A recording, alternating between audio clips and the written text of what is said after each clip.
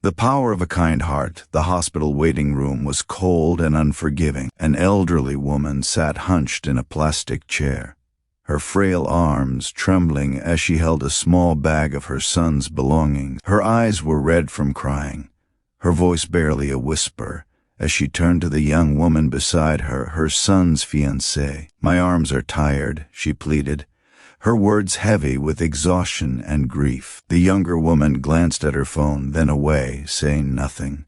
But someone else was watching, a stranger in an expensive suit, a millionaire who would prove that kindness costs nothing but means everything. What happened next would change all of their lives forever and remind us that true wealth isn't measured in money, but in the compassion we show to those who need it most. Before we continue with this incredible story, please take a moment to subscribe to Heartfelt Moments and hit that like button. We share true stories of kindness, hope, and humanity that will restore your faith in people. Drop a comment below telling us about a time someone showed you unexpected kindness.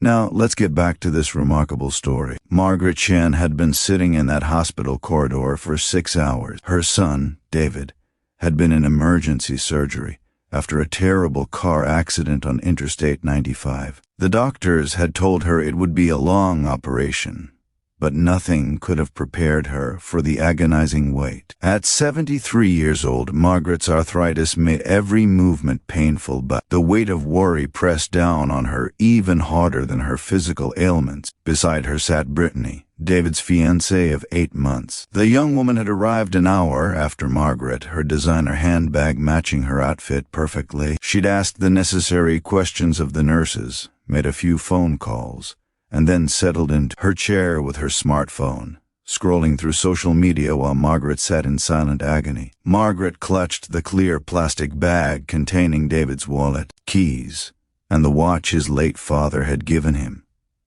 Her arms shook with fatigue. The bag wasn't heavy, but she'd been holding it for hours, afraid to set it down, afraid that letting go of her son's belongings somehow meant letting go of him. Her fingers were going numb, her shoulders burning with pain. "Brittany," she whispered, her voice cracking, "my arms are tired. Could you please hold this for a while?"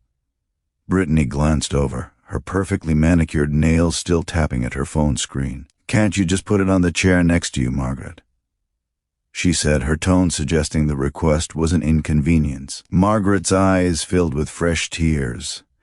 She didn't want to put David's things on a dirty hospital chair. She wanted someone who loved her son to hold them, to care about them the way she did. But before she could respond, a deep voice interrupted. "Excuse me, ma'am. May I help?" Both women looked up to see a tall man in his 50s, dressed in an impeccably tailored navy suit. His salt and pepper hair was perfectly styled, and his Italian leather shoes gleamed even under the harsh fluorescent lights. Everything about him spoke of wealth and success. This was James Richardson, a real estate mogul whose face occasionally appeared in the business section of the newspaper. James had been at the hospital visiting a friend when he'd noticed the scene unfolding in the waiting area. He'd watched the elderly woman's shoulders sag under an invisible weight, saw her pleading with the younger woman, witnessed the cold dismissal. "I couldn't help but notice you need some assistance," James said gently, kneeling down to Margaret's eye level despite his expensive suit touching the hospital floor. Margaret looked at this distinguished stranger with confusion and gratitude.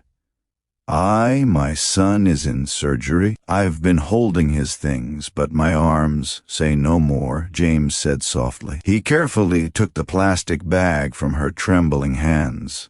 "I'll hold these for you, and I'm going to sit right here beside you if that's all right until you need them back." Tears streamed down Margaret's face. "You don't have to do that. You must have important places to be." James settled into the chair on her other side, the plastic bag resting securely in his hands. "There's nowhere more important than right here, with someone who needs a friend." Over the next 3 hours, James sat with Margaret. He listened as she told him about David, about how he'd grown up to be a teacher, how he volunteered at youth centers on weekends, how proud his late father would have been. James held David's belongings as carefully as if they were his own treasures. He fetched Margaret coffee, warm blankets, and even convinced a nurse to bring her some crackers when she mentioned she hadn't eaten all day. Brittany watched this unfold with growing discomfort. She'd seen herself as a good person, yet here was a complete stranger, a wealthy, busy man showing more care for her future mother-in-law than she had. When the surgeon finally emerged with good news, David would make a full recovery, Margaret broke down in relief. James stood with her, steadying her as her knees weakened with emotion. He handed back the plastic bag and Margaret grasped his hand. "Why?" she asked through her tears. "Why would you do this for a stranger?" James smiled, his own eyes glistening. "My mother spent her last days in a hospital, and a stranger sat with her when I couldn't get there in time. I promised myself I'd pay that kindness forward whenever I could. Besides, we're not strangers anymore, Margaret. We're friends." Brittany stood up, shame and realization washing over her. She approached Margaret, and for the first time that day truly saw her. "I'm so sorry," she whispered. "I should have been there for you." Margaret took her hand, offering forgiveness in a single gesture. This story reminds us that kindness doesn't require wealth or status. James Richardson could have walked past that waiting room. He could have assumed someone else would help. Instead, he chose compassion. He saw a fellow human being in pain and decided that her comfort mattered more than his schedule. True kindness is noticing when someone's arms are tired, literally or metaphorically, and offering to share the burden. It's sitting with someone in their darkest hour.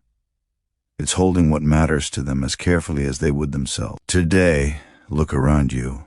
Someone's arms are tired. Someone needs a friend. You have the power to be that person. You don't need to be a millionaire to make a millionaire's impact on someone's life. All you need is a willing heart.